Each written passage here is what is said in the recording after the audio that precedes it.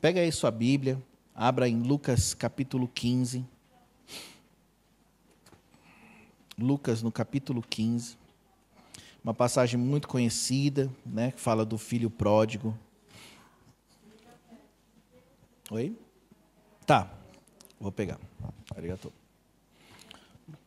Lucas no capítulo 15, do versículo 11 ao 32.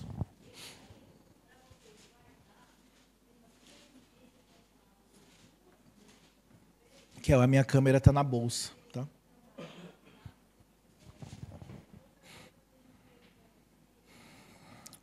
Amém? A partir do versículo 11, vou ler aqui junto com vocês, fala assim, ó. Jesus continuou. Certo homem tinha 2 filhos.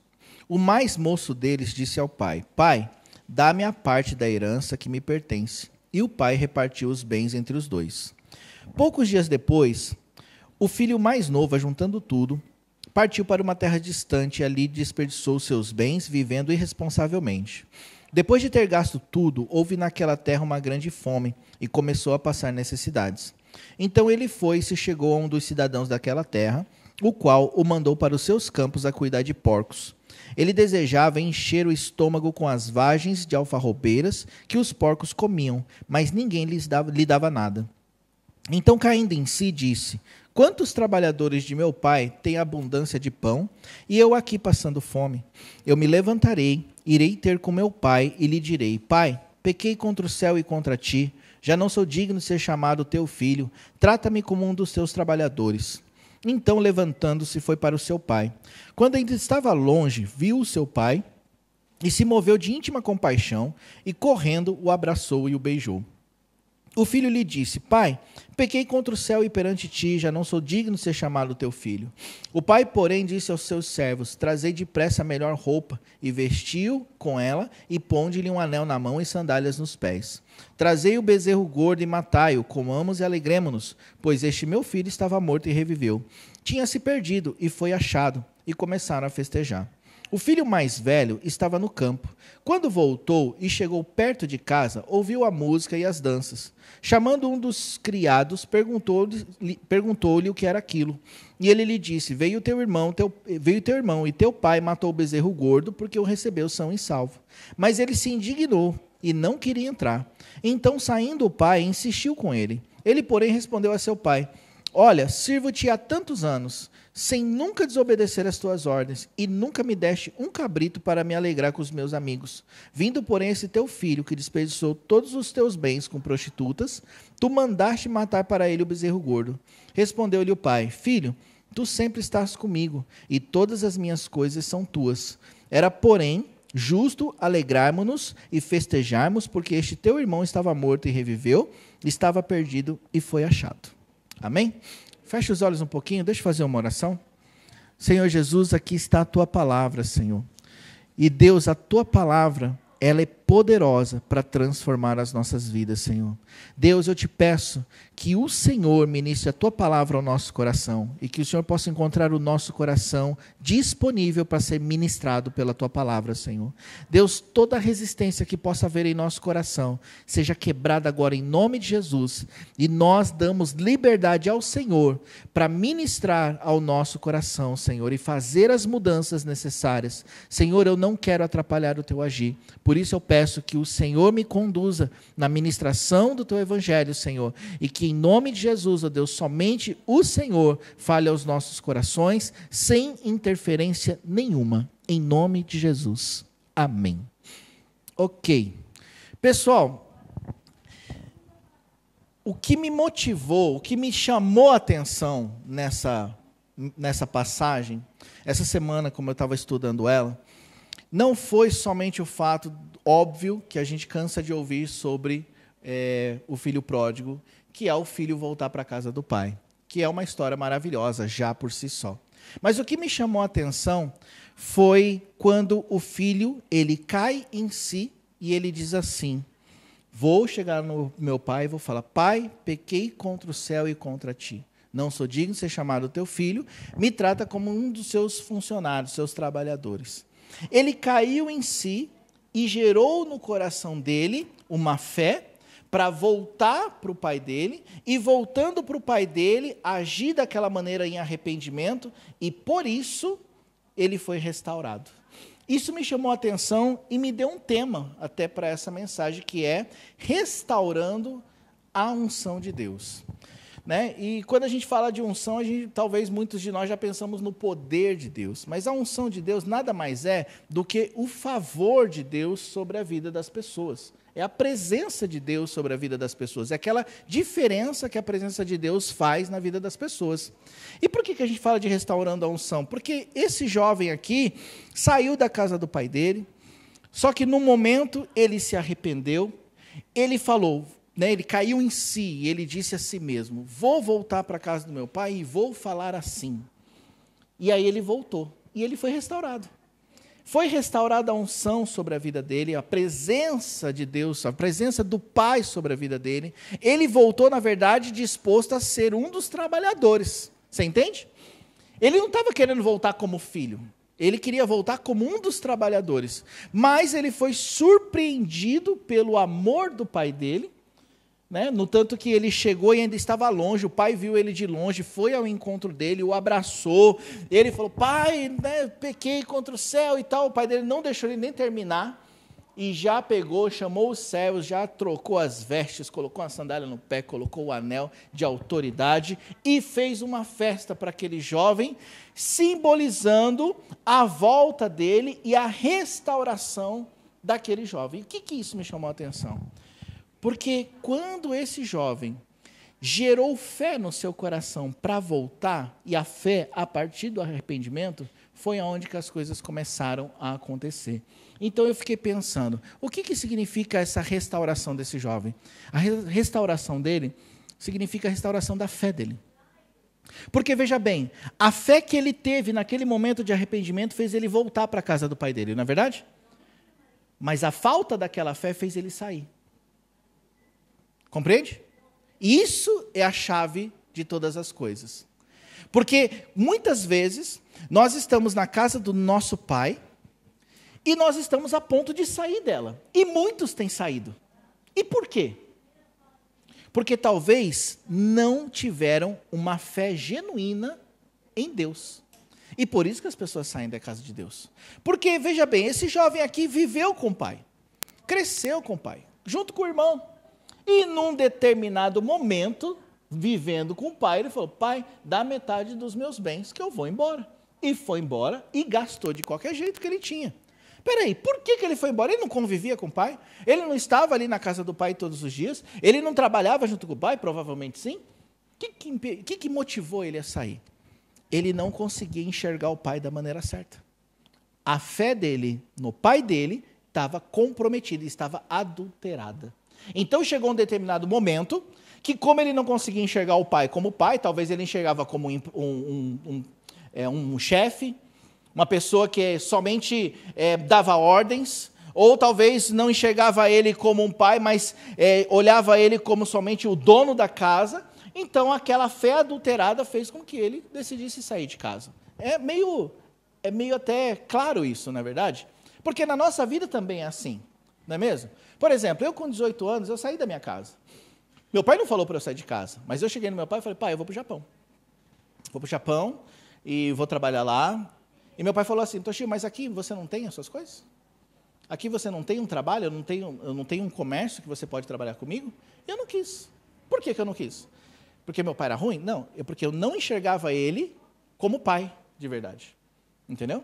Eu não tinha visão de pai, por mais que nós tivéssemos todos os nossos problemas de relacionamento, mas eu não conseguia enxergar o meu pai com a fé pura.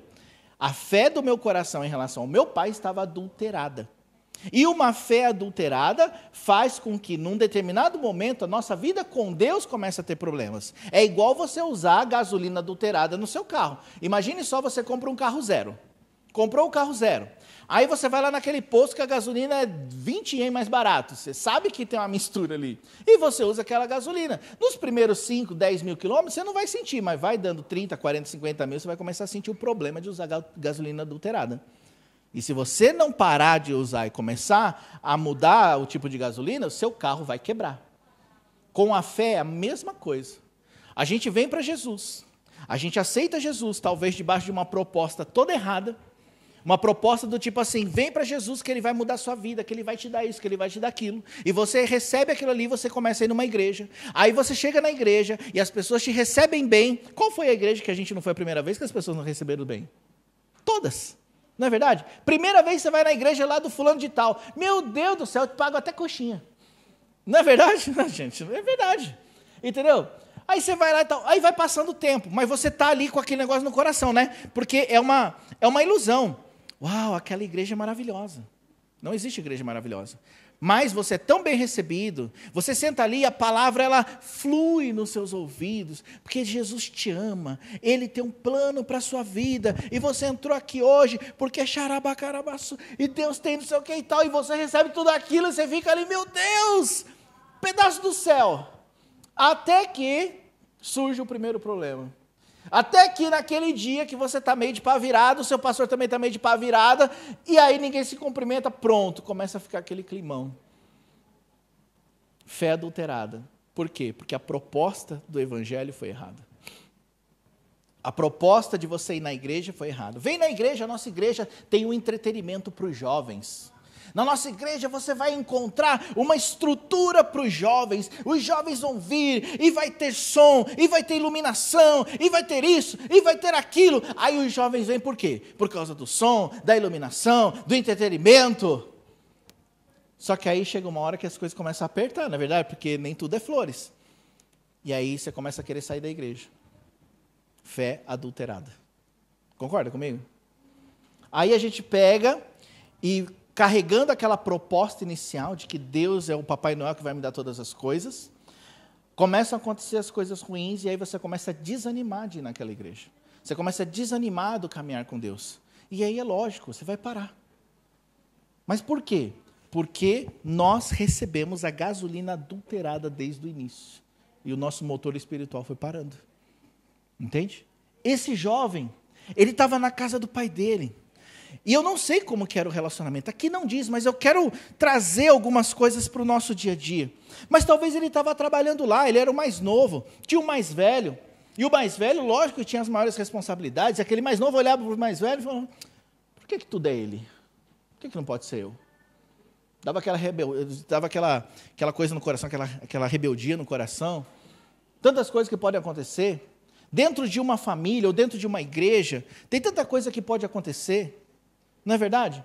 E a gente não pode ficar com o nosso coração despreparado para as coisas ruins que podem acontecer. Então esse jovem estava ali dentro, acontecendo um monte de coisa. Chegou uma hora que bateu no teto, injuriou. Falou, vou embora, me dá metade das minhas coisas, que nem era dele. O que levou esse jovem a achar que ele tinha metade dos bens para ele? É coisa de jovem descabeçado, não é mesmo? Né? É coisa de jovens daí. É, tipo assim, eu falo isso brincando, na verdade, é uma real, é engraçado pensar, é porque é o seguinte, né? É normal que os filhos, eles tenham aquela liberdade na casa do pai, na casa da família. É normal, todo filho tem essa liberdade, não é mesmo? O filho não vai lá pedir, posso abrir a geladeira? Ele não. Ele, além de abrir a geladeira, ele come as nossas coisas. E quando a gente come as deles, eles reclamam. Não é verdade? Não, então, mas o filho tem essa liberdade de chegar na casa, de abrir, de fazer isso, aquilo. É normal os filhos terem essa liberdade. Agora, é estranho quando os filhos começam a exigir coisas, como se a gente tivesse que dar a eles. Alguma coisa começou a desvirtuar no meio do caminho quando chega nesse ponto. Quando o filho acha que ele pode mandar no pai e na mãe, quando ele acha que ele pode sobrepor a autoridade do lar, aconteceu algum problema ali no meio do caminho. Entendeu? O ensino ele não foi dado da maneira correta, as coisas não foram ensinadas da forma correta, e aí nessa hora o que a gente tem que fazer? Tem que tesourar, não é mesmo? Aí o que acontece? Se você olhar a história desse filho aqui, ele chegou e falou, pai, dá metade dos meus bens. Se eu fosse, que bens que você acha que você tem metade? Né? Por alguma razão, esse pai falou, beleza, vou te ensinar uma lição. Né? E aí ele pegou e deixou o filho levar as metade dos bens, dividiu com outro filho, e ele gastou tudo irresponsavelmente, de modo que ele teve desejo de comer a comida dos porcos mas ninguém lhe dava nada. Olha que terrível. Até a comida dos porcos não davam a ele. Ele passou necessidade. Então eu entendi porque que o pai deu a metade dos bens. Para ele poder ter um ensinamento na prática de que esse tipo de atitude levaria ele para o fundo do poço. Você sabe que às vezes a gente encara as restaurações de uma maneira ruim, porque quem precisa restaurado é porque alguma coisa foi quebrada, não é verdade? Só que tem muita coisa na nossa vida que a gente precisa passar. Se a gente não passar, e eu não estou falando coisas assim, eu vou pecar porque eu preciso aprender. Não, pelo amor de Deus, não seja, né? Não seja, né? Faça as coisas do jeito certo. Certo? Mas assim, tem coisas que Deus permite que a gente passe. Tem coisas que é a vontade permissiva de Deus. Deus já falou não, mas você quer? Então tá bom, vai lá. Vai dar errado, vai lá. Aí a pessoa vai, dá errado, quebra a cara. Aí ela volta arrependida, machucada, ferida, mas ela aprendeu alguma coisa. É necessário muitas vezes essas quebras para que a gente possa ter a nossa fé restaurada em Deus, inclusive. Quantas vezes que eu ou vocês mesmos, a gente já fez coisas erradas em Deus, e a gente voltou para o Senhor, e o amor de Deus nos constrangeu em nos aceitar de volta, e a gente conheceu uma face de Deus que a gente não sabia que tinha, que é a face do amor, das segundas oportunidades. Normalmente uma pessoa que ela é muito exigente em si mesma, ela não quer errar. E quando ela erra, ela é a primeira a se culpar. Ela é a primeira a se julgar. E aí o que acontece? Quando Deus vem e derrama o amor sobre ela e a aceitação, as segundas oportunidades, ela conhece o lado da misericórdia e da graça de Deus que ela não conhecia. Por quê? Porque uma pessoa que se exige demais, normalmente é uma pessoa que tem uma justiça própria muito forte. Não é verdade? Nós que somos cristãos há mais tempo, o que acontece? Quando a gente erra, a gente se cobra muito mais. É diferente, o novo convertido, por exemplo, ele erra. Ele errou, o novo convertido errou, ele foi lá, pecou, fez uma besteira. Aí o que acontece? Vem para a igreja, pede perdão a Deus, a gente ora, a gente abraça ele, e ele sai perdoado como se nada tivesse acontecido. E agora, quando nós erramos? Meu Deus do céu, a gente se disciplina nós mesmos, a gente já não quer fazer mais nada, nem quero mais ir na igreja, não sou digno, fica lá um mês sem tomar ceia, sem fazer nada, a gente se culpa demais. A gente coloca um peso sobre a nossa vida, não é verdade? Então, veja bem, é uma coisa que é importante a gente compreender quem é Deus e restaurar a nossa fé nele. Porque o problema nosso é que a nossa fé às vezes está tão adulterada que a gente não dá espaço para o Deus Pai, o Deus amoroso. E a gente precisa passar por quebras, por momentos que a gente precisa passar para conhecer quem é Deus de verdade. E as quebras que a gente passa nos leva a esse lugar de arrependimento. Esse menino aqui, se ele não tivesse passado por isso, talvez ele estaria lá na casa do pai dele do mesmo jeito, da mesma maneira, sem conhecer a Deus. Tem muitas pessoas dentro da igreja que não conhecem a Deus e estão vindo porque tem talvez uma cultura de vir na igreja, mas não tem vida com Deus. Não conhecem a face de Deus no sentido do amor e da restauração. Não conhecem. E isso é muito perigoso. Porque isso mostra que o teu motor está prestes a parar. Eu tenho me assustado cada dia mais com a igreja de brasileiros no Japão. Porque muitas pessoas, primeiro que as pessoas elas estão indo de igreja em igreja muito frequentemente. Saindo de uma, entrando em outra. E muito frequentemente pessoas estão parando de ir na igreja e querendo congregar sozinhas em casa. Por que acontece isso? Porque receberam a proposta errada, têm uma fé adulterada e precisam ser restauradas. Precisam conhecer o Pai. Então, esse jovem precisou passar por esse momento para poder conhecer a face verdadeira do Pai. Quando ele voltou para casa, que ele foi constrangido pelo amor do seu pai, que o pai fez uma festa, fez lá o churrascão com o bezerro cevado, ele ali pôde realmente conhecer quem era o pai e pôde ter uma comunhão com o pai de volta. Por outro lado, o filho que nunca saiu de casa ficou indignado com aquele. Ficou indignado por quê? Porque ele saiu, bagunçou, mas ele nunca tinha feito nada de errado. Ele nunca tinha agido daquela maneira, ele não gastou nada, ele fazia tudo certo. Por que, pai, que o Senhor foi lá e fez o churrasquinho com ele, com o bezerro cevado, nunca me deu nenhum cabrito? Aí o pai dele falava, meu filho, todas as minhas coisas são suas. Você entende isso? Todas as minhas coisas são tuas. Sabe quando eu li isso daqui a primeira vez, sabe o que eu pensei? Falei, se todas as coisas são dele, por que ele não usufruía das coisas? Aí, no meu coração veio assim, que primeiramente, ele não usufruiu, porque talvez ali dentro da casa dele ele não conseguia se ver como filho. Mas hoje eu tive um entendimento diferente. Ele não usufruiu das mesmas coisas, simplesmente porque o pai dele tinha um momento certo para ele usufruir. Por que o pai dele não queimou o bezerro cevado para ele mesmo? Já que ele estava lá trabalhando, fazer as coisas certas. Vou te contar uma coisa que aconteceu comigo. Aí a gente tá lá, foi para o casaque e tal. E na semana passada a gente não foi.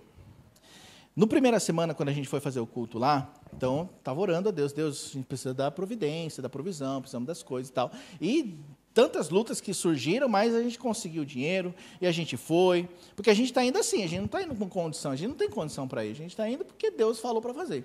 E aí eu todo feliz, né? Porque Deus veio, eu contei aqui os testemunhos do que aconteceu, né? O dinheiro entrou na quinta-feira, eu estou todo feliz. Não, agora, né? Primeiro eu estava muito preocupado. Na segunda semana eu estava parecendo o Superman, não. Pode vir, agora eu já sei, pela fé e não sei o quê. Aí entra, né, todo felizão, vim aqui, contei o testemunho. Aí na segunda-feira eu falei, não, já fiz a postagem, já coloquei lá, espalhei para todo mundo. Falei, agora já era, foi passando terça, quarta e nada de dinheiro entrar. Quarta-feira e nada, quarta-feira eu já estava chorando, Deus, eu já estou divulgando, o pessoal falou que vai, não sei o quê, quinta-feira nada, sexta-feira nada. Aí eu falei assim, Senhor, se até sábado, 10 horas da manhã entrar, ainda dá tempo, porque eu saio daqui sábado, vou lá, faço o culto, e beleza. E nada, e não deu. Aí eu liguei para lá, eu falei, meu irmão, vou cancelar o culto. Ele falou, não, meu querido, né, o obreiro que hoje que está lá, ele falou assim, eu faço o culto aqui para você, fica tranquilo. Eu, glória a Deus, vai fazer o culto. Mas eu fiquei indignado. Eu falei, Deus, semana passada foi assim e tal, agi pela fé, mesmo que eu dei aquela rateada, mas agi pela fé, o Senhor fez. Fiz a mesma coisa essa semana, o que aconteceu? Por que não? Por que o Senhor não abençoou? Poxa, que vergonha, olha aí a situação e tal. E fui lá reclamar com Deus mesmo, sabe? E fiquei ali orando e tal, tranquei meu escritório, coloquei um sonzinho, me ajoelhei e falei, Deus, o que está acontecendo? Por que o Senhor não nos abençoou para ir? Por que o Senhor não nos proveu para ir? E diante de Deus ele falou assim comigo, porque eu não sou obrigado. E eu parei, sabe quando dá aquela travada assim? Eu falei, será que eu estou ouvindo a minha cabeça isso? Ele falou assim, eu não sou obrigado a te abençoar. Gente, sério mesmo, eu estava ali orando, eu parei de orar, liguei a luz, desliguei o som, sentei na minha cadeira e fiquei pensando. Falei, meu Deus, o que está acontecendo aqui? Como assim não sou obrigado? Poxa, não era agir pela fé? Aí Deus começou a ministrar o meu coração. Ele falou assim, Toshio, eu não sou um botão que você aperta e funciona. Você tem que entender que a minha autoridade está acima de tudo isso. A minha supremacia está acima de tudo isso. A minha vontade está acima de tudo isso. E se eu não quiser, eu não faço. Não é só porque você agiu pela fé que eu sou obrigado a fazer o que você quer. Se eu não quiser fazer, eu não faço. E se você não entender isso, você não entendeu nada. Aí eu me calei. Por quê? Porque às vezes a gente pensa assim, só porque eu aprendi como agir pela fé, então Deus tem que fazer. Deus não tem que fazer nada. Então aquele jovem estava aqui, o filho mais velho, porque o Senhor nunca me deu nem um cabritinho para eu fazer um churrasquinho com meus amigos. Aí eu fico pensando, aquele pai não tinha que dar nada. E a gente não consegue entender esse lado do pai. Porque quando a gente vem para Deus, a gente, tipo assim, eu venho para Deus, e Deus é um Deus amoroso, Deus é um Deus que isso, que aquilo outro. Mas a gente aprendeu tanto esse lado do Deus que abençoa, que faz, que quando Deus fala assim, não vou fazer, a gente entra num redemoinho, a gente entra nos parafusos e a gente não consegue entender por que Deus não nos abençoa. Por que Deus não faz o que tem que fazer? Deus, por que você não tira essa vontade do meu coração de pecar? Deus olha para nós e fala, por que você está perguntando para mim? Sabe, a gente quer transferir a culpa para Deus. E a gente quer pular a vontade soberana de Deus. A gente pode fazer tudo certo, e mesmo assim Deus fala não, e Ele vai continuar sendo Deus? Tem que continuar, não teria? Você sabe de uma coisa? Tem muita gente saindo da igreja por causa que elas não querem aceitar o lado de Deus corrigir. Então a pessoa ela vem para a igreja, igual muitas pessoas que já vieram para essa igreja ou para outras igrejas, e elas vêm porque elas querem os seus casamentos restaurados. E ela vem, e o que ela está esperando? Uma pessoa que quer um casamento restaurado, normalmente ela está no desespero porque está para separar. Aí ela vem para a igreja, aí o que ela espera? Ela espera que venha uma palavra de Deus e fala, Deus está falando que Ele vai te dar vitória, que Ele vai te dar isso e aquilo. Não é verdade? Só que ela não recebe isso. Aí o que acontece? Ela sai da igreja vazia, porque ela esperava que Deus fizesse alguma coisa, e Deus não fez, o que ela faz? Ela vai embora e não volta nunca mais. Se essa pessoa tivesse perguntado para Deus, Deus deveria ter falado para ela assim, eu não sou obrigado. Eu não sou obrigado a responder quando você quer. A gente está pegando um caminho errado na fé. Vocês estão compreendendo, gente? Tente compreender isso. A gente está pegando um caminho errado na fé, de tipo assim, daquela proposta errada, da proposta da bênção, do milagre, disso, daquilo. Não. A gente tem que pegar o caminho bíblico. O caminho bíblico é aquele que ama o mundo é inimigo de Deus. O caminho bíblico é obedecer ao Senhor, tomar sua cruz. Esse é o caminho bíblico. O caminho da bênção é você abrir mão. Você está entendendo? E é isso que a gente não entende. Que eu falo a gente mesmo. Eu também não entendo. Olha só, aí às vezes a gente está fazendo a obra de Deus, Mayumi. E porque a gente está fazendo a obra de Deus, a gente espera que Deus faça o milagre. Não foi assim que vocês aprenderam? Se você fizer a obra de Deus, Deus vai suprir a tua vida? Sim ou não? Então tem alguma coisa errada na minha vida. Tem alguma coisa errada acontecendo comigo, gente. Eu estou desviado então. Porque não está acontecendo assim do jeito que eu achava que ia acontecer. Do jeito que eu aprendi. Eu aprendi, sabe o quê? Se você andar com Deus e fazer a vontade de Deus, você vai abrir mão de si mesmo e Deus vai abençoar a tua vida. Por isso que Deus abençoa a vida das pessoas. Por isso que Deus faz isso. Por quê? Por causa que você está fazendo isso, aquilo. Não é bem assim, não. Na boa. Lá na palavra de Deus não tem uma proposta assim, negue-se a si mesmo e tome as bênçãos sobre a sua vida. Não tem. Eu já procurei, gente. Eu queria muito que tivesse, mas não tem. Porque quem salvar a sua vida, perdê-la. Mas quem perder a sua vida por amor de mim, esse a encontrará. De que adianta a pessoa ganhar o mundo e perder a sua própria alma? Você viu alguma palavra de bênção aí? Não, né? Você viu como que a gente está tão desvirtuado do evangelho verdadeiro? O evangelho verdadeiro, ele não coloca a bênção como recompensa, ele coloca a vida eterna como recompensa. A bênção do Senhor é porque Ele é nosso Pai e nos ama. Mas Ele não é obrigado. Ele não é obrigado. Poxa, Toshio, então você está falando isso, mas aí que motivação eu tenho para fazer a obra? Só uma. Que você ama a Deus e que Ele te ama. Por que eu faço a obra? Você sabe por que a gente deve fazer a obra? Por amor. Olha só, não existe amor sem ter uma atitude em relação ao amor. Quando a gente faz a obra de Deus, é porque nós estamos envolvidos e apaixonados por Deus. Eu não faço a obra de Deus por causa da recompensa, eu faço a obra de Deus porque eu amo a Deus. É uma consequência do amor de Deus no meu coração e no seu coração. A gente não faz a obra porque, precisa, lógico, mas eu faço a obra de Deus porque eu amo a Deus, e o meu amor é evidenciado pelas minhas obras. Você está entendendo? Então, quando você não faz a obra de Deus, é por causa que o teu amor não chegou no nível de você evidenciar. Essa é a real.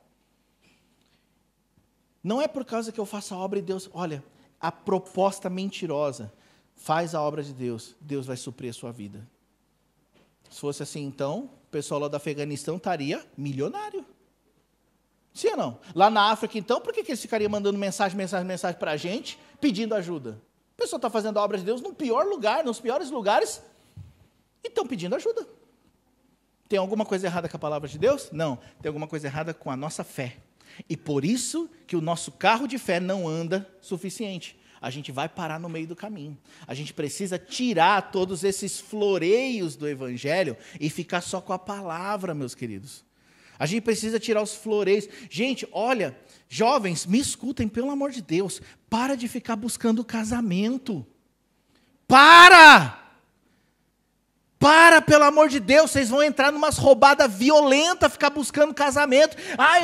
Vai atrás de Deus, e Deus vai te dar o casamento. Agora você vai atrás do casamento, você vai escolher errado, vai pegar aquele furiô, aquela furioa, aquele Zé Droguinha, aquela Maria Droguinha, vai se lascar na vida. Por quê? Por causa que está atrás de casamento. Meu Deus, você não sabe o que você está procurando para a tua vida. Casamento é uma bênção, é uma bênção. Eu amo ser casado, mas eu vou te falar uma coisa, ficar atrás de casamento é a pior roubada. Agora, onde que a gente aprende isso? Na igreja. Por quê? Por causa que, infelizmente, coisa mais difícil que tem é encontrar um ensinamento bíblico para o jovem no casamento. Hoje em dia, faz até evento para conhecer pessoas na igreja para casar. Eu já vi isso acontecer. Vamos fazer um evento dos jovens, porque o jovem precisa casar. Então vamos juntar todos os jovens, eles se conhecem, e vê lá o que um encaixa no outro, abençoa e tal, e casa. Entendeu? Isso é roubada. Sabe o que você tem que fazer? Vai buscar Deus. Vai negar-se a si mesmo, tomar sua cruz. Aí sabe o que vai acontecer? Deus vai pegar, eu vou olhar para você e falar, não é bom que o Renan esteja só. Vou abençoar ele com uma varoa do meu coração. Toshio, mas o pastor Lucinho falou assim, que o casamento não é assim, não tem uma costela separada. Não tem mesmo. Mas Deus não trouxe Rebeca para Isaac? Não trouxe? Isaac não estava lá no campo, pensando na vida, e apareceu a Rebeca lá com o Senhor, com o servo de Abraão. Aí ela olhou e falou, aquele ali é o meu Senhor? É ele mesmo. Aí o que ela fez? Colocou lá no Facebook e no Instagram. Apareceu o meu... Não, ela se cobriu. Escute! Ela se cobriu. E aí eles casaram. Jovens, com todo respeito, solteiros, com todo respeito, parem de ser burros. Porque você tem aqui, mais de 1000 páginas de ensino sobre ser solteiro, e vocês estão sendo burros porque vocês não estão buscando a vontade de Deus. Por isso que vocês estão quebrando a cara. Por isso que vocês pegam, gruda, a mulher da minha vida, e no dia seguinte, cadê a mulher da vida? Sumiu. É o homem da minha vida. Nunca viu a pessoa pessoalmente. É o homem da minha vida. Para de ser burro. Com todo respeito, mas é porque isso é burrice. Não é mais uma questão de, tipo assim, eu não sei. Não, você sabe. Você sabe. Entendeu? É por causa que a gente aprende da maneira errada. E isso em todas as áreas da vida. Prosperidade, a gente pensa que prosperidade é o quê? Aonde você vê prosperidade na Bíblia? Você sabe onde você vê prosperidade na Bíblia? Em buscar ao Senhor. Em temer ao Senhor. É isso. Prosperidade na Bíblia é você temer ao Senhor. É você fazer todas as coisas em temor a Deus, em respeito a Deus. Aí o cara quer ganhar a prosperidade de Deus, Silvio, no dízimo, na oferta. Sabe? Pelo amor de Deus. Você acha que você vai barganhar com Deus? Você acha que vai trocar? Deus, eu te dou 100, você me dá 10 mil? 1 milhão? Você acha que é assim mesmo? Porque tem gente que acha que é assim. E por isso que aí as igrejas ainda ensinam assim, né? Não, porque você tem que dar o dízimo oferta, senão você está roubando a Deus e não sei o quê, e você não vai ser abençoado. Quem somos nós para falar quem não vai ser abençoado? A gente está com a nossa fé tão contaminada de tanta coisa, e o pior é aquele que não quer se descontaminar.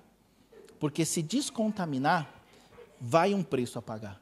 Se descontaminar da fé, eu vou precisar me ajustar totalmente às coisas de Deus. Aí o que acontece? Já aconteceu aqui nessa igreja, gente. O irmão veio aqui, ouviu a palavra, não gostou, e voltou lá para aquela outra igreja que ele falou mal. Ele chegou aqui, não, me perdoe, eu quero que todos ouçam isso mesmo, isso daqui vai para a internet, vai até para o Brasil isso daqui, essa mensagem. Eu quero que todos ouçam mesmo. O cara chegou aqui falando mal da igreja lá, sabe por quê? Porque a igreja lá é a igreja do reteté, a igreja do fogo. Então lá não tem ensino da palavra, lá não tem ensino, não tem não sei o quê, e chega lá e o pessoal fala em línguas e não sei o quê, e aí chega na hora do dízimo, da oferta, não sei o quê. Ele não gostou, aí ele veio para cá. E eu olhei bem no olho dele assim e falei, irmão, tem certeza que quer ficar aqui? Não, tenho, porque eu quero a palavra, eu quero a palavra. Na primeira pregação que ele ouviu sobre negar-se a si mesmo, ele não voltou mais. Voltou lá para o reteté. Vai entender? Você entende isso? Eu entendo. Ele não quis andar pela palavra. Foi muito pesado para ele purificar o coração dele na doutrina correta. Porque vai demandar algo muito maior. É muito bom você viver no engano. É muito bom. Quer ver uma coisa interessante? O discipulado bíblico, ele não tem nada a ver com o pastor, comigo, com o líder. O discipulado bíblico tem a ver com a pessoa que quer ser discípulo. Porque Jesus, ele falou assim, vem após mim, vou fazer de vocês pescadores de homens. Vem após mim. E aí, ele foi andando. Jesus não ficou chamando mais ninguém. É tipo assim, o discipulado tem a ver com a pessoa que quer aprender sobre Jesus. Só que isso demanda um esforço maior, na verdade, porque é muito melhor ter alguém que está no teu pé, que está ligando, que está falando, que está ministrando, do que você correr atrás de ser ministrado, de aprender. Concorda comigo ou não? Se você tivesse uma pessoa, e aí, tá tudo bem? Carol, conta comigo, né, e tal. Agora tenta ser discípulo de Elias. Você já imaginou, sabe quem é Elias? Eliseu, aí Elias passou, jogou a capa sobre Eliseu. Aí disse, não, peraí, deixa eu só. Vai? O que eu tenho a ver com isso? Aí Eliseu indo, e Elias falou assim, fica aqui, eu vou ali em tal lugar. Aí, de maneira nenhuma que eu vou te deixar, você acha? Aí ele vai atrás. Elias, não, eu vou até ali, você fica aqui, não vai comigo. Não, mas eu não vou te deixar de maneira nenhuma. Elias ainda fazia questão de falar, não vai comigo, Eliseu. E Eliseu, eu vou com você. Aí o povo ia, você sabia que o seu líder ele vai ser tomado por um redemoinho e tal, Deus vai levar. Ele falou, eu sei, mas todo mundo calado. Porque eu não vou. Aí chegou um momento que Elias viu que o cara foi fiel na busca, falou assim, você quer essa porção dobrada? Se você me ver sendo tomado pelos carros de fogo, então você vai ficar com a porção dobrada. Mas depois de tanta prova, ele recebeu. Agora, você vê Elias indo atrás de Eliseu? Não. Você vê Jesus indo atrás dos discípulos? Não. Você vê algum tipo de discipulado, por exemplo, Moisés e Josué. Você viu, em algum momento, Moisés solicitando Josué? Josué sempre estava lá no pé do monte enquanto Moisés subia. Josué ficou 40 dias e 40 noites no pé do monte enquanto Moisés estava lá. Você não vê ele indo atrás. É muito mais difícil assim. A gente quer o evangelho verdadeiro, mas a gente não está disposto a abrir mão das nossas comodidades. Não vai dar certo. Não vai dar certo. Vai dar errado. O que eu preciso fazer? Eu preciso voltar para a Bíblia. Eu e vocês, irmãos, nós precisamos voltar para a Bíblia. O discipulado, a questão do dinheiro, a questão da igreja. Meus queridos, você sabia que isso aqui, instituição, está na Bíblia? Você já estudou sobre a instituição igreja na Bíblia? Você já pegou as histórias das igrejas de Corinto, de Éfeso, de Tessalônica? Cada uma dessas igrejas, elas têm características e coisas que eram feitas ali, e ensinos que Paulo deu para que a igreja funcione bem. Você já estudou sobre isso? Você precisa estudar sobre isso. Você precisa aprender sobre isso. Por quê? Porque aí, quando a gente começa a fazer as coisas aqui, a gente não consegue fluir direito como igreja pela falta do entendimento bíblico. Paulo falou várias e várias vezes a respeito da coleta das ofertas, dos dízimos, da ceia, dos irmãos, dos dons, dos talentos, de todas as coisas, dos diáconos, dos presbíteros, da implantação de igrejas. Ele falou em todo momento sobre essas coisas. Aí a gente chega na igreja, o que a gente faz? A gente pega toda a nossa cultura que a gente aprendeu e tenta viver dentro de uma igreja. Não, a gente tem que ser bíblico. Quer ver uma coisa? Você sabe quem que cuida da igreja, Mayumi? Não? Você vai falar, Deus que cuida da igreja. Não, não é Deus que cuida da igreja. Quem cuida da igreja são os irmãos da igreja. Quem cuidava da igreja de Corinto? Não é Deus que cuidava da igreja. Não, era os coríntios. Não corintianos. Coríntios. Não corintianos. Coríntios. Certo? Quem cuidava da igreja de Éfeso?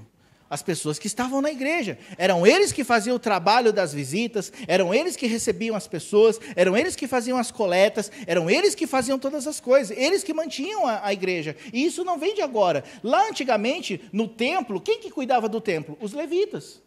E não é os levitas que cantam. Gente, para com isso, tá? Encerra aqui essa ideia de que o levita é aquele que canta, aquele que toca. Porque a essência do levita, sabe o que é? O levita é o que cuida do templo, é o que cuida da porta, é o que cuida de limpar o banheiro, é o que cuida de limpar a casa do Senhor, entendeu? É o que cuida das ofertas, é o que manda todas as coisas acontecer. Esse é o levita na essência.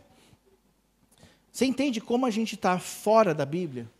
Aí você chega na igreja e tipo assim, e isso acontece, quer ver? Quem aqui que foi recebido como membro nessa igreja aqui?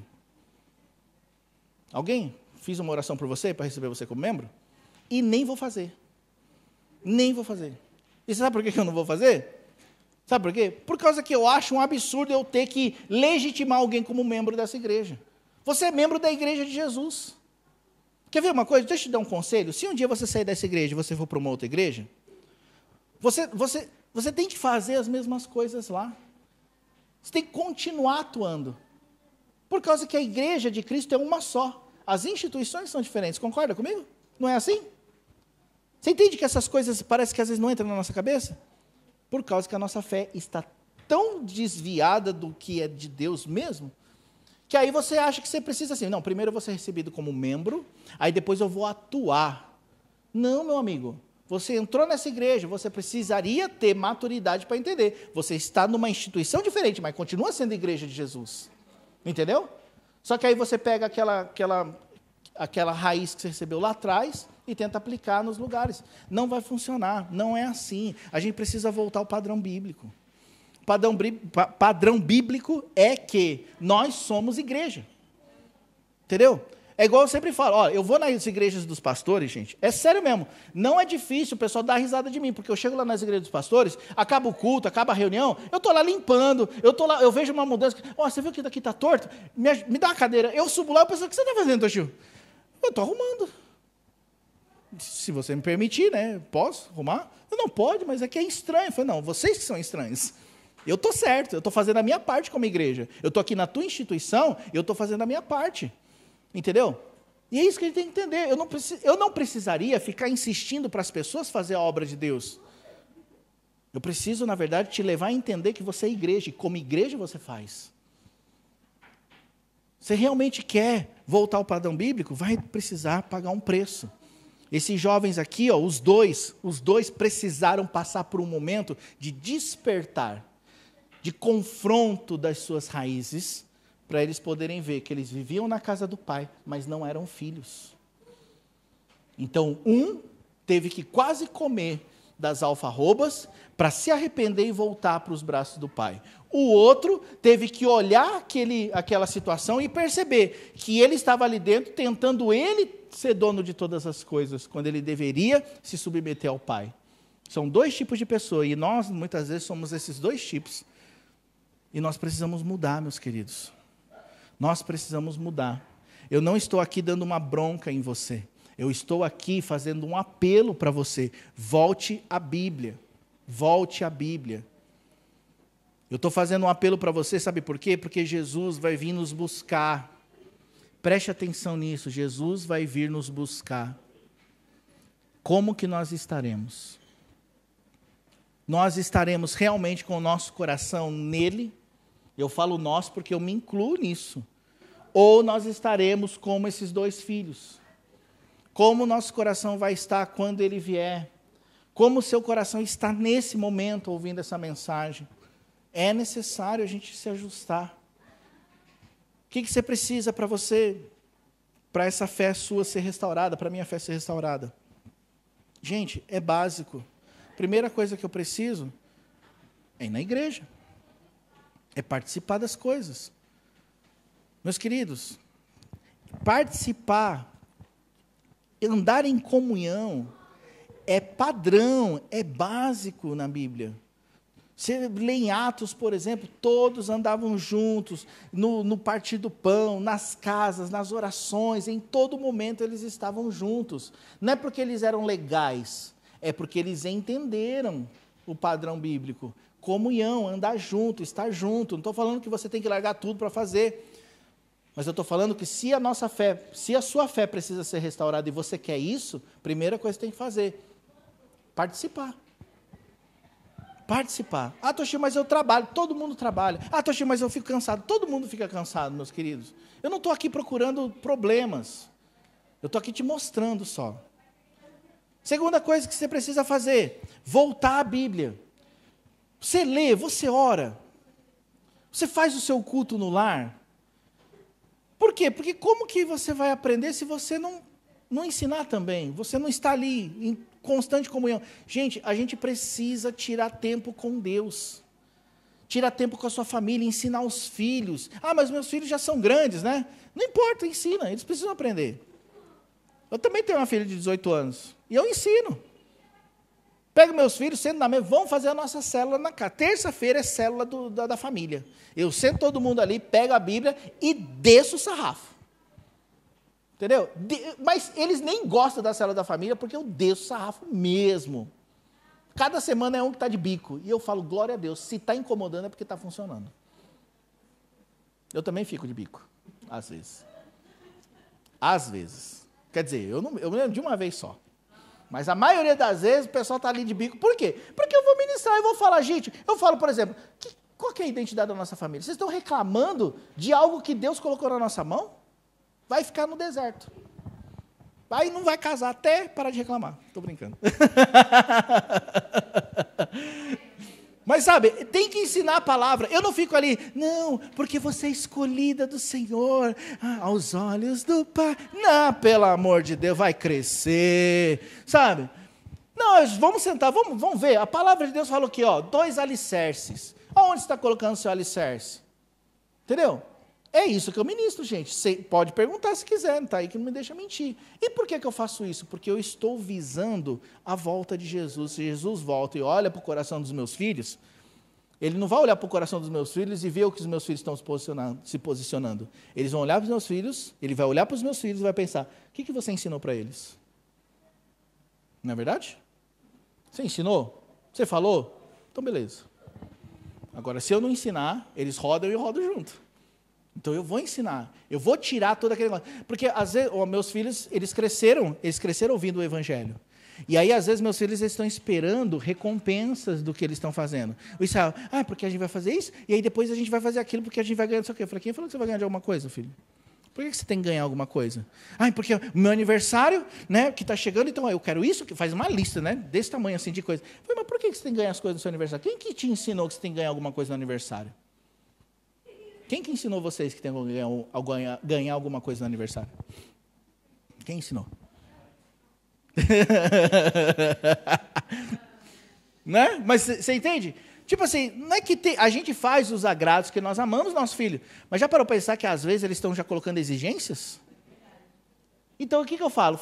Eu tiro toda essa aparência, eu já tiro, né? Tiro tudo isso daí. Eu falo, não tem que ganhar nada.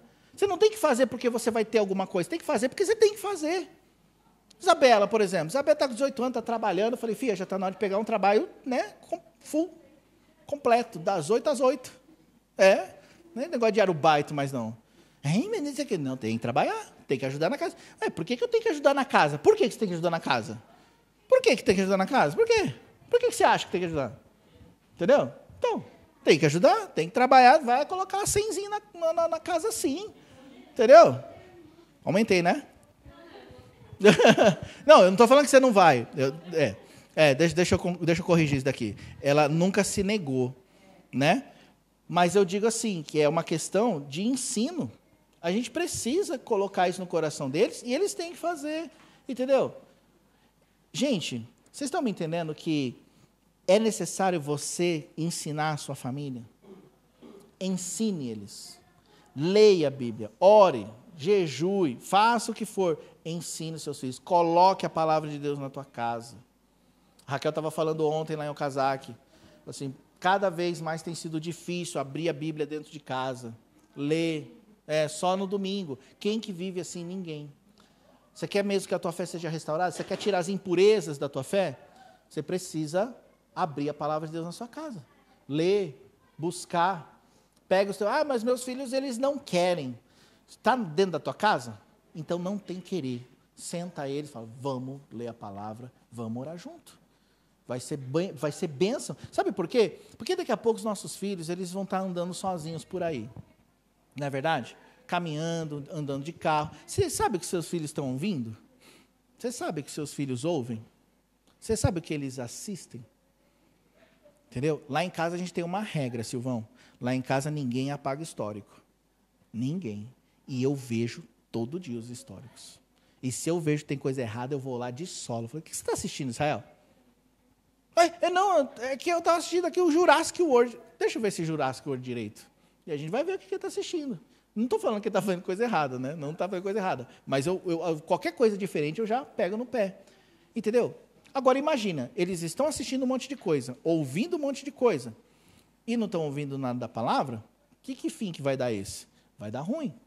Entendeu? Vai dar ruim. Então, eu coloco a palavra de Deus no coração dos meus filhos, eu controlo o que eles estão ouvindo. Eles sabem mais sobre a Anitta, sobre a... Como é que é o nome daquelas cantoras de sertanejo? Eu nem lembro o nome das mulheres. Silmaras, Maria... Olha, viu? Agora fala aí. Fala os discípulos de Jesus, o nome de todos. Não, vocês não sabem, né? Agora sabe, a tendência do Spotify sabe. Entendeu? Poxa, gente, então não me desanima, não. Sabe, meus queridos, olha, meu papel aqui é esse. Entendeu? Meu papel aqui é poder te instruir da maneira certa. Entendeu? Então, por favor, meus amados, não leve isso na brincadeira. Não leve na brincadeira. Tem muita coisa acontecendo no mundo, as coisas estão piorando dia após dia, e se nós somos igrejas, nós precisamos nos posicionar de forma diferente, sim. Fazer a obra de Deus, para quem ama a Deus, não é uma opção. Então faça a obra de Deus na tua casa, na sua vida, na vida das pessoas ao seu redor. Assuma o comprometimento com a igreja, com o lugar onde você está. Se você está nessa instituição, eu não vou te receber como membro, você que tem que saber se você é membro ou não. Eu não vou te receber. Então você tem que fazer o quê? Você tem que se posicionar como tal. E faça a tua parte. Dessa maneira, esse é o básico para a sua fé começar a ser restaurada. Busque discipulado. O que é discipulado? Não vou ficar mandando na sua vida. Discipulado é a gente aprender junto. É eu poder transmitir para você a minha experiência.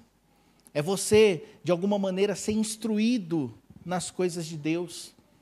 E olha só, nós precisamos de discipulado. Sabe por quê? Todos vocês aqui são pessoas que vieram de outras igrejas. Quanta coisa que tá no teu coração que são culturas, não é palavra de Deus. Mas como que você vai descobrir isso? Quem que consegue operar-se a si mesmo? Você consegue operar o seu próprio coração? Não consegue. A gente precisa de alguém para trabalhar em nossa vida, para moldar o nosso coração. Entendeu? E se vocês não fizerem isso, perigoso vocês ficarem carregando isso a vida inteira. E acabar sofrendo por coisas que Deus nunca falou que deveria ser. Eu lembro de uma frase que eu coloquei há um tempo atrás, né, que o Senhor falou no meu coração e falou assim: nós somos uma geração que espera por promessas que Deus nunca fez. Aí você fala, mas é uma frase muito séria, é séria mesmo. A gente espera por coisas que Deus nunca falou que ia fazer.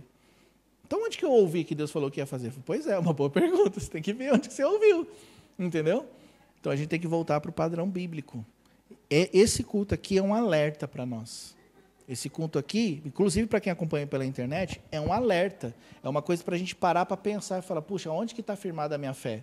Se você é uma pessoa que fica caindo direto nos buracos da vida, onde que está a sua fé? Onde que está Jesus no meio da história? Esses dias eu descobri o Israel, esses dias ele, para querer jogar videogame um pouquinho a mais, ele contou uma mentirinha, sabe? Ele falei, Israel, mas você já não assistiu? Não, ainda não assisti não. Aí a Raquel, você assistiu já, Israel? Não, não assisti não, foi mais 10 minutos.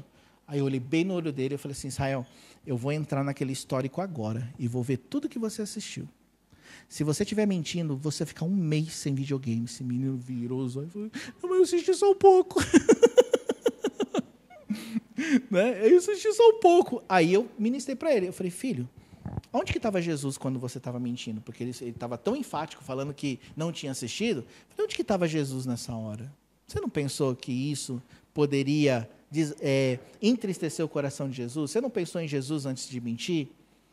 Eu pensei. Eu falei, então por que você mentiu? Porque eu queria jogar. Eu falei, filho, Jesus precisa estar acima da sua vontade. E ministrei. Aonde que está Jesus quando você está querendo pecar? Onde está Jesus quando você está querendo fazer coisa errada? Você pensa em Jesus antes de fazer? Penso, mas é que eu queria. Né? Porque essa é real. Mas você está entendendo? A fé está corrompida. É por isso que eu digo que não tem pessoas que desviam. Porque uma pessoa que encontrou Jesus, ela não tem como desviar. Não tem, você pode sofrer uns momentos de revés, disso, daquilo, mas não tem como você desviar. Se você desviou, é porque você nunca encontrou Jesus. Você nunca teve encontro com Cristo. Uma pessoa que teve encontro com Cristo, não tem como ela desviar. Não tem como você abandonar o amor de Jesus. Você pode passar por um momento, eu não vou na igreja, eu preciso me recuperar, mas você nunca abandona Cristo. Agora, uma pessoa que sai da igreja e vai para o mundão, e bebe, e usa droga, e fuma, e faz todas aquelas coisas, nunca teve Jesus no coração, gente. Me perdoe, nunca teve. Entendeu? A fé está contaminada.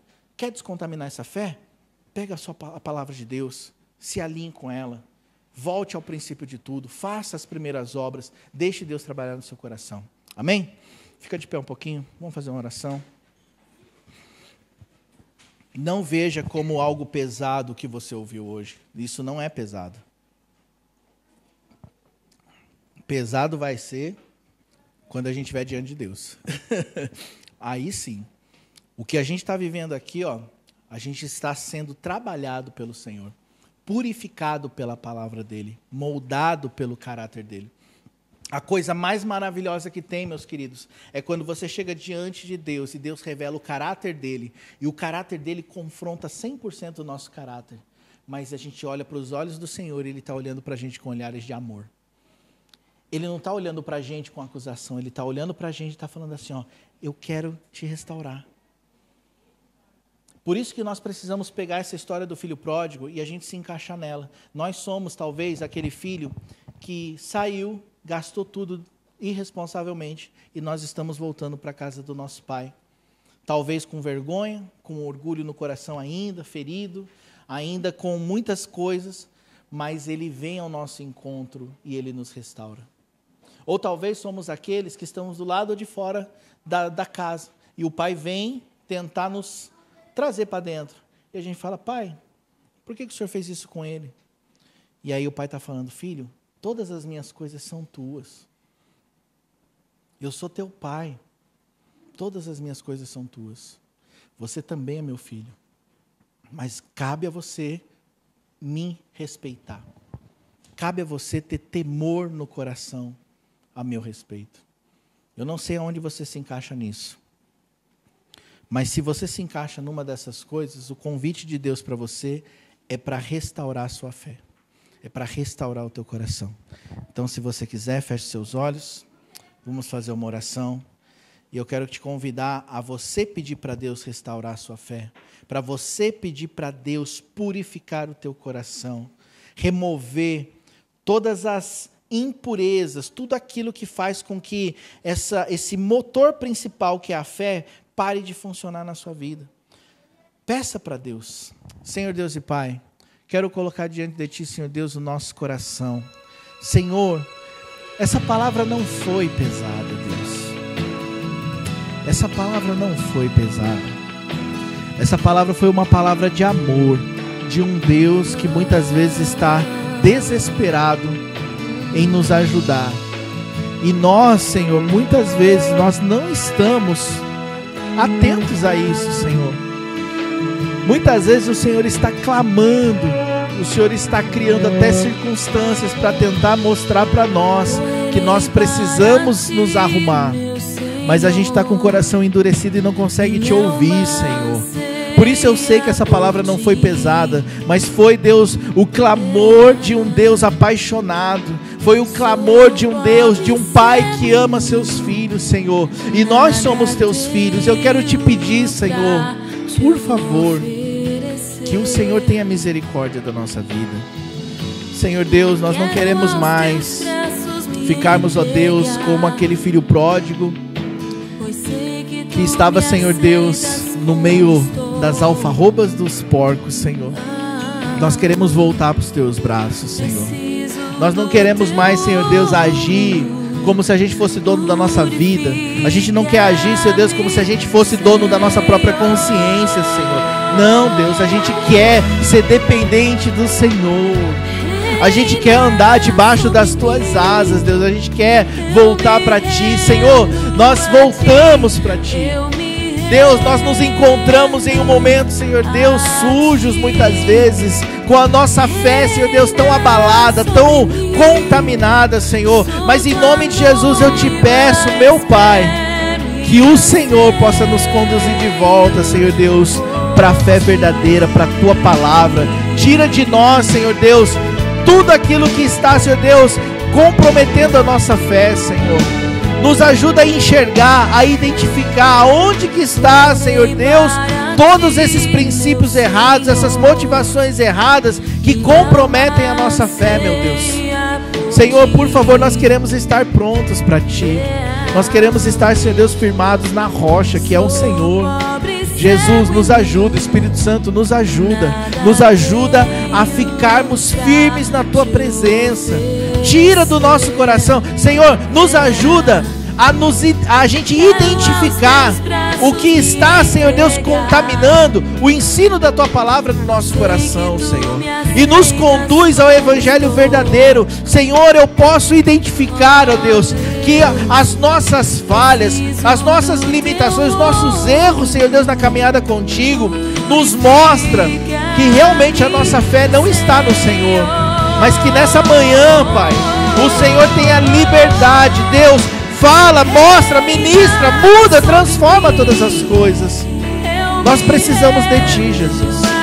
Nós como igreja precisamos de Ti. Nós precisamos voltar, Senhor Deus, ao princípio, à essência da Tua palavra, seja na nossa família, na nossa casa, no nosso trabalho, na igreja, Senhor, na instituição que o Senhor nos colocou.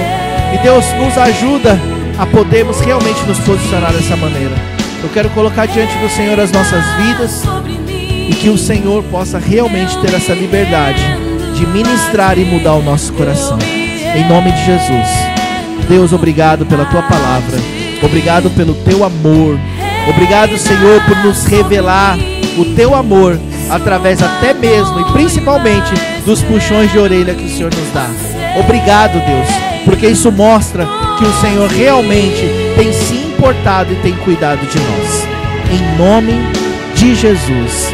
Se você crê e recebe, fale um amém bem forte. Glória a Deus. Deus abençoe sua vida.